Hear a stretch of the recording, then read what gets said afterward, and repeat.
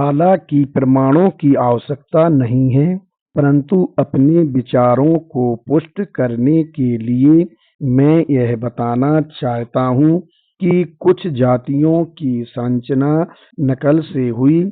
मुझे लगता है कि यह माना जाए कि हिंदू समाज में नकल करके जातियां बनाने की परिस्थितियां हैं या नहीं। इस नियम के अनुसार नकल करने की गुंजाइश इस प्रकार है। नंबर 1, जिस स्रोत की नकल की गई है उसकी समुदाय में प्रतिष्ठा होनी चाहिए। और 2, समुदाय के सदस्यों में प्रतिदिन और अनेक बार संपर्क होने चाहिए।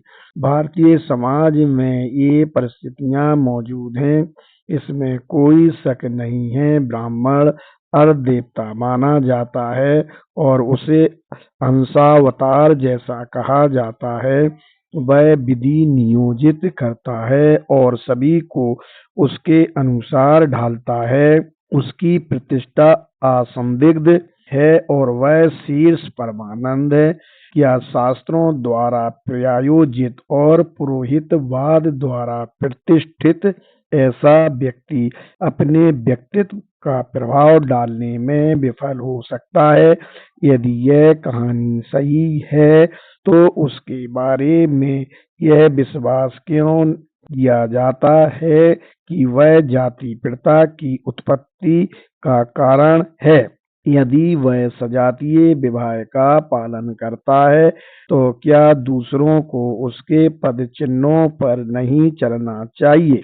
निरीह मानवता, चाहे वह कोई दार्शनिक हो या तुच्छग्रस्त, उसे इस गोरख धंधे में फंसना ही पड़ता है। यह अवश्यंभावी है।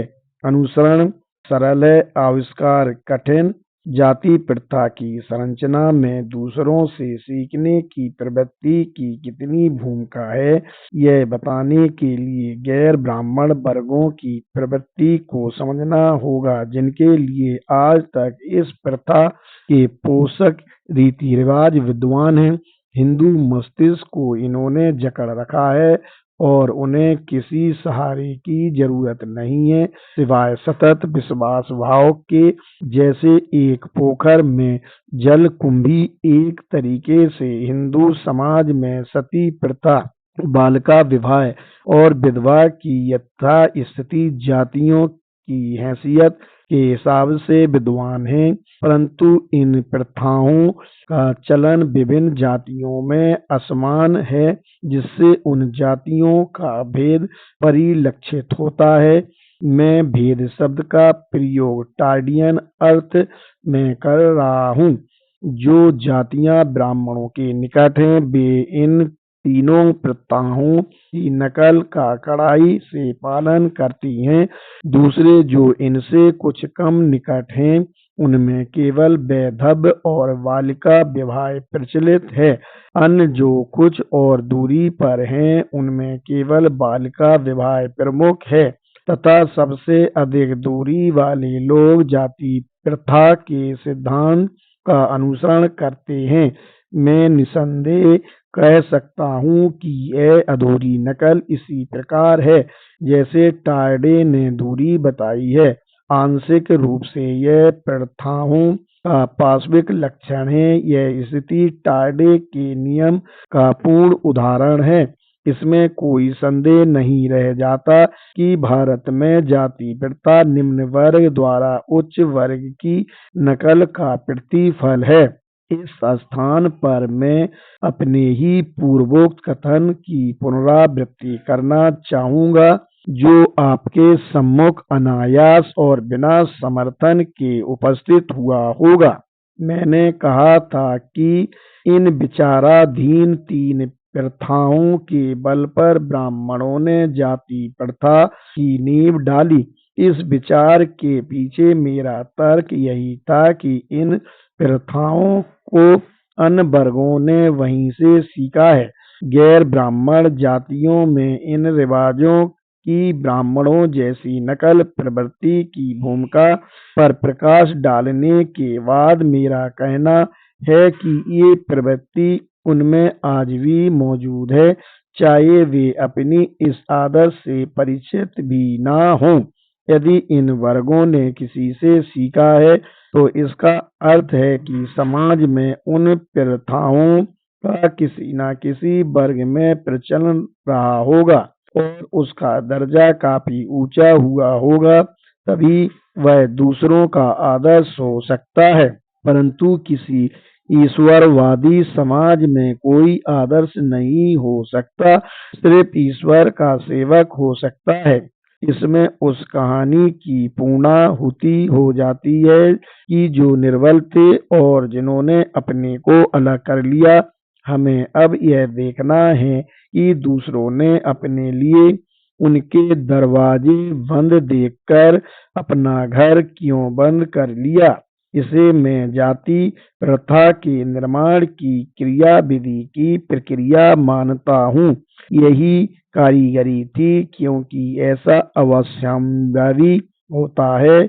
यही दृष्टिकोण और मानसिकता है जिसके कारण हमारे पूर्ववर्ती इस विषय की व्याख्या करने से कतरा गए, क्योंकि उन्होंने जाति को ही एक अलग इकाई मान लिया, जबकि वह जाति प्रथा का ही एक अंग होती है। इस चूक या इस पैनी दृष्टि के अभाव के कारण ही सही अवधारणा बनने में मदद नहीं मिली है। अतः सही व्याख्या करने की आवश्यकता है। एक टिप्पणी के जरिए मैं अपनी व्याख्या प्रस्तुत करूंगा, जिसे कृपया आप सदा ध्यान में रखें।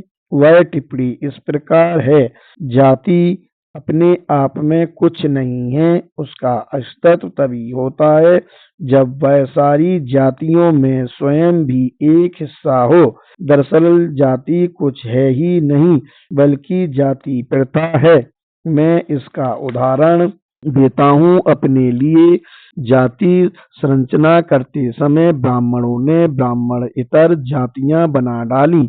अपने तरीके से मैं यह कहूँगा कि अपने आप को एक बाड़े में बंद करके दूसरों को बाहर रहने के लिए विवश किया। एक दूसरे उदाहरण से मैं अपनी बात स्पष्ट करूंगा।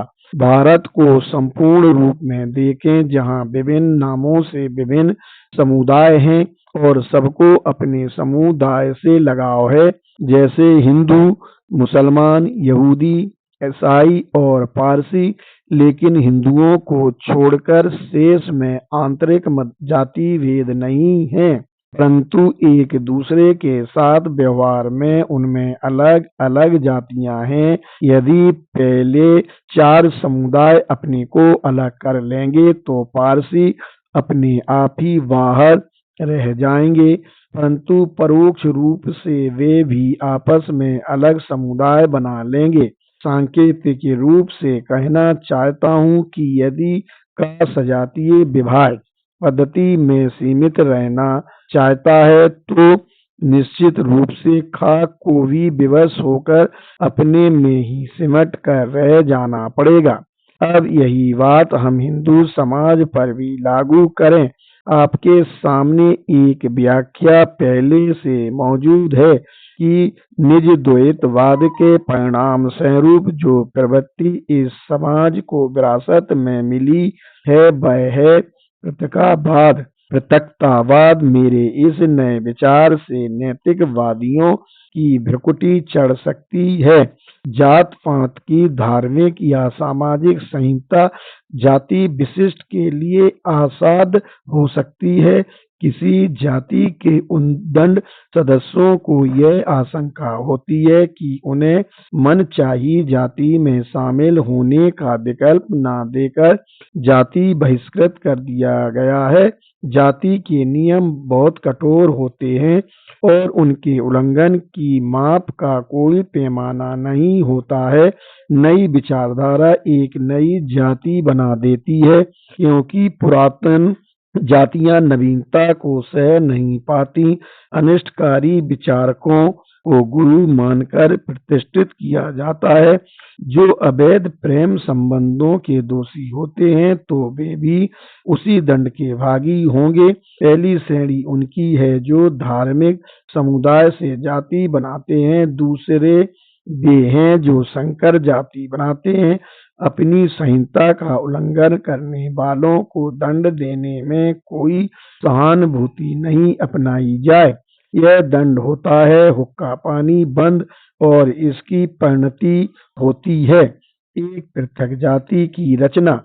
हिंदू मानसिकता में यह कमियां नहीं होती कि हुक्का पानी बंद के भागी अलग होकर एक अलग जाति बना लें। इसके विपरीत वे लोग नतमस्तक होकर उसी जाति में रहकर बने रहना चाहते हैं, बशर्ते कि उन्हें इसकी इजाजत दे दी जाए। परंतु जातियां सिमटी हुई इकाइयां हैं और जानबूझकर उनमें यह चेतना होती है कि बहिष्कृत लोग एक अलग जाति बना लें। इसका विधान बड़ा निर्दयी है और इसी बल के अनुपालन का परिणाम है कि उन्हें अपने में सिमटना पड़ता है, क्योंकि अन्य वर्गों ने अपने को ही परिधि में करके अन्य वर्गों को बाहर बंद कर दिया है, जिसका परिणाम है कि नए समुदाय जातिगत नियमों के निंदनीय आधार पर निर्मित समुदाय यंत्रवत विधि द्वारा आश्चर्यजनक बहुलता के साथ जातियों में बराबर परिवर्तन किए गए हैं। भारत में जाति संरचना की प्रक्रिया की यह दूसरी कहानी बताई गई है। अतः मुख्य सिद्धांत का समापन करते हुए मैं कहना चाहता हूँ कि जाति प्रथा का अध्ययन करने वालों ने कई गलतियां की हैं, जिन्होंने उनके अनुसंधान को पथभ्रष्ट कर दिया। जाति प्रथा का अध्ययन करने वाले यूरोपियन सिद्धविद्वानों ने बेअर्थ ही इस बात पर जोर दिया है कि जाति प्रथा रंग के आधार पर बनाई गई, क्योंकि वे स्वयं रंग भेद के प्रति पूर्वाग्रही हैं। उन्होंने जाति समस्या का मुख्य तत्व यही भेद माना है, परंतु यह सत्य नहीं है।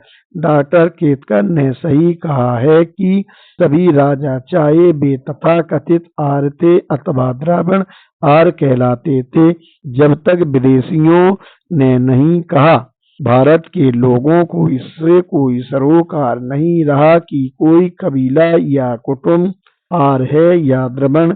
चमड़ी का रंग इस देश में जाति का मानदंड नहीं रहा। वे अपनी व्याख्या का विवरण देते रहे और इसी बात पर सिर पटकते रहे कि जाति प्रथा के उद्भव का यही सिद्धांत है। इस देश में व्यवसायक और धार्मिक आदि जातियां हैं, यह सत्य है, परंतु किसी भी हालत में उनका सिद्धांत जातियों के मूल से मेल नहीं खाता। हमें यह पता लगाना है कि व्यवसायक वर्ग जातियां क्यों हैं। इस प्रश्न को कभी छुआ ही नहीं गया। अंतिम परिणाम यह है कि उन्होंने जाति समस्या को बहुत आसान करके समझा, जैसे वे चुटकी बजाते ही बन गई हों। इसके विपरीत, जैसा मैंने कहा है, यह मान्य नहीं है, क्योंकि इस प्रथा में बहुत जटिलताएं हैं। यह सत्य है कि जाति प्रथा की जड़ें आस्थाएं हैं, परंतु आस्थाओं के जाति संरचना में योगदान के पहले ही ये मौजूद थी और दृढ़ हो चुकी थी। जाति समस्या के संबंध में मेरे अध्ययन के 4 पक्ष हैं। 1. हिंदू जनसंख्या में विविध तत्वों के सम्मिश्रण के बावजूद इसमें दृढ़ सांस्कृतिक एकता है। 2. जातियां इस विराट सांस्कृतिक इकाई अंग हैं। 3. शुरू में केवल एक ही जाति थी। और 4. इन्हीं वर्गों में देखा देखी या बहिष्कार से विभिन्न जातियां बन गईं। आज भारत में जाति समस्या ने एक दिलचस्प मोड़ ले लिया है, क्योंकि इस अप्राकृतिक विधान को तिलांजलि देने के लिए सतत प्रयत्न हो रहे हैं। सुधार के ये प्रयत्न जातियों के मूल से संबंधित विवादों से उत्पन्न हुए हैं कि क्या यह प्रथा सर्वोदय स्तर के आदेशों से हुई या यह विशिष्ट परिस्थितियों में मानव समाज के सहज विकास का प्रतिफल है। जो व्यक्तिवाद के विचार के पक्षधर हैं, मुझे आशा है कि उन्हें इस संबंध से कुछ विचार सामग्री मिलेगी। इस विषय के व्यवहारिक महत्व के साथ ही जाति प्रथा एक सर्वव्यापी व्यवस्था है और इसका सैद्धांतिक आधार जानने की उत्कंठा मुझ में जगी। उसी के परिणाम स्वरूप मैंने अपने विचार आप लोगों के सम्मुख उपस्थित किए, जिन्हें मैं सार्थक मानता हूँ, और वे बातें आपके समक्ष रखी जिन पर यह व्यवस्था टिकी है। मैं इतना हठधर्मी भी नहीं हूँ कि यह सोचूं कि मेरा कथन ब्रह्म वाक्य या इस विचार विमर्श में योगदान से बढ़कर कुछ है। मैं सोचता हूँ कि धारा का प्रभाव गलत दिशा में मोड़ दिया गया है और इस आलेख का प्राथमिक उद्देश्य यह बताना है कि अनुसंधान का सही मार्ग कौन सा है, ताकि एक सत्य उजागर हो। हमें इस विषय के विश्लेषण में पक्षपात रहित रहना है। भावनाओं के लिए कोई स्थान नहीं होना चाहिए, बल्कि इस विषय पर वैज्ञानिक और निष्पक्ष रूप से विचार किया जाए। मैं इस बात से प्रसन्न हूँ कि मेरा दृष्टिकोण सही दिशा में है। मुद्दे पर जो असहमति है वह तार्किक है, फिर भी कुछ बातों पर सदा असहमति बनी ही रह सकती है। अंत में जहाँ मुझे इस बात पर गर्व है कि मैंने जाति प्रथा के बारे में एक सिद्धांत प्रतिपादित किया है, यदि यह आधारहीन लगेगा तो मैं इसे तिलांजलि दे दूंगा।